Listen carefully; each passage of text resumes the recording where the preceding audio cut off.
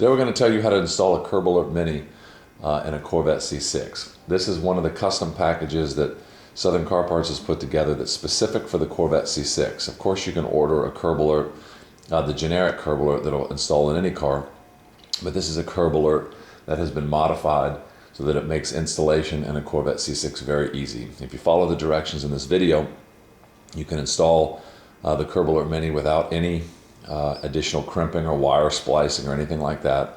It makes the whole installation very clean, simple, gives you a place to provide power, and you don't have to splice into anything. The entire package is specific for any Corvette C6 and a very clean, simple way to do the installation. So of course, to get started, all that you need to get is first the Curb Alert, the Curb Alert from Southern Car Parts with a customized option for the Corvette C6. And then the only other tools you're going to need to complete the installation is about an hour of your time, a 6mm ratchet. This is just to get to a ground screw that we're going to show you where that's at.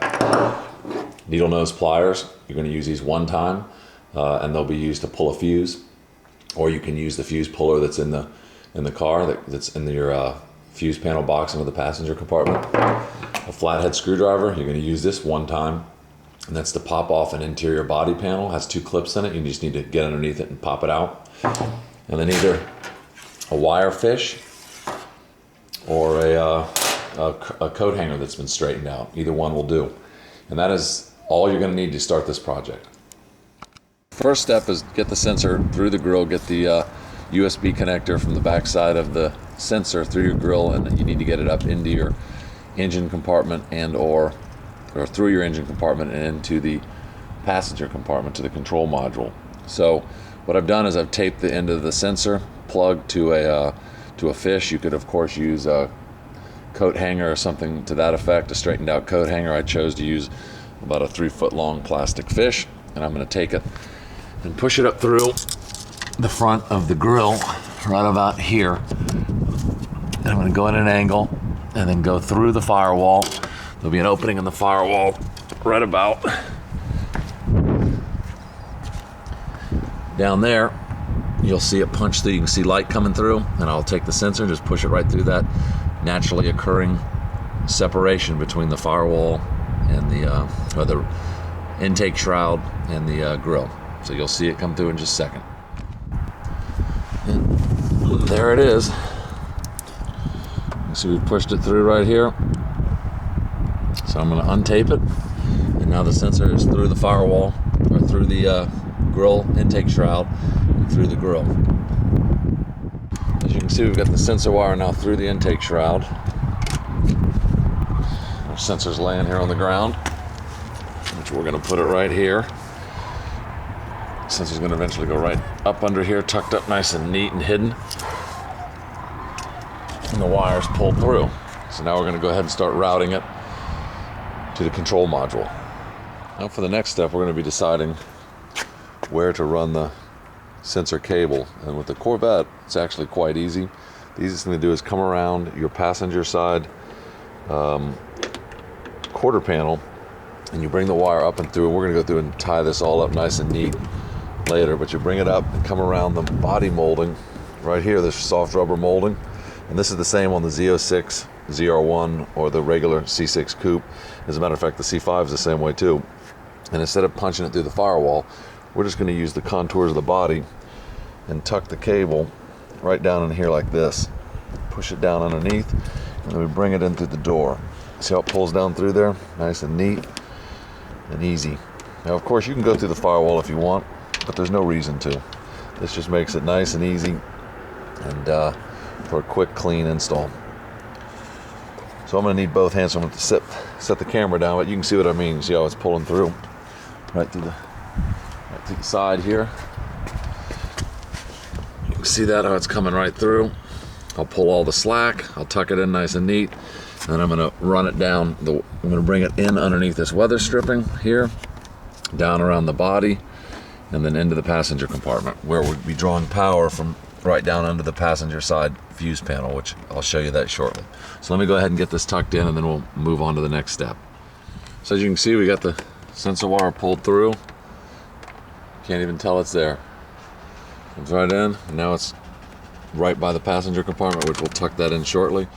Get the sensor wire into the cabin, the passenger cabin. You can see we ran it down through here, around in that little joint, around between where the weather stripping splits, and then you pop off this little trim piece here.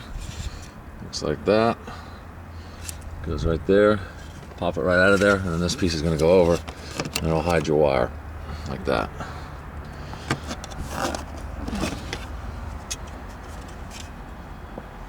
Just has the two little clips on it. Get a little screwdriver in there, it'll pop right out. And once you do that, you've got your sensor wire in the passenger compartment. So now you can see we've got the sensor wire all behind the trim panel. You can see it's all in here. It's all nice and clean, routed correctly, and then it's coming into the passenger compartment down there. Everything's laid out. I took the excess wire here and I bundled it up just to get it out of the way. Of course, you could splice it off if you wanted to, but it doesn't really make any sense. It's just so easy just to tie it up and make a nice clean bundle. So then the next thing you want to do is get power to the control module. This is relatively simple, especially with the Southern Car Parts custom package for the C6. You're going to do nothing more than plug it into your seat heater fuse, which I've already removed, which is right here. You can also see on your schematic where the seat heater fuse is, right there. You can't really see it, but if you flip the floorboard out, you'll see it on the schematic, so you can make sure you get the right fuse. But again, it's right there. And then to get power to the curb alert in the Southern Car Parts version, a custom installation, it already has both fuses in it, so you're ready to go. You don't need to do anything other than plug it in. Take your seat heater fuse out, throw it away, put it in your center console, do whatever you want with it. Just take the fuse tap, plug it right into where your seat heater fuse used to be, like so. See it there with the fuses facing down, but the only way you can get it in. And then you're going to put the ground, you're going to find yourself a ground, which I've already done. This is a 6mm bolt right here.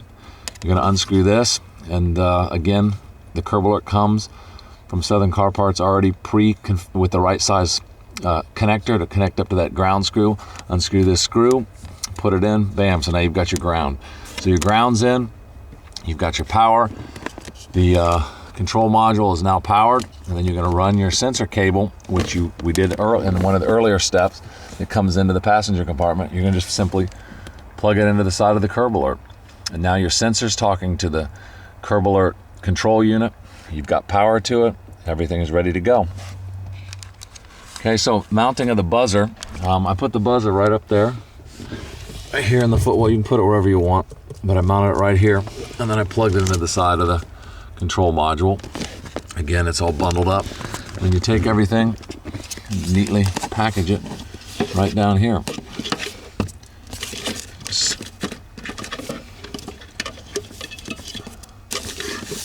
Like so. That's it. Okay, so now I'm going to mount the sensor. I just wipe this off a little bit with a little alcohol wipe. I'm going to take the sensor, mount it right up under here, right up under the nose of the car, right there. Okay, so you can see we've got the sensor mounted, and we got it at the approximate angle, what we think the angle we want to set it at to detect a curb in front of us. So from here we can go ahead and start calibrating. Okay, so we've got the car running now, and it's pretty much was calibrated out of the box. You start right here with your box out in front of you, away from the car, and you just slide the box in.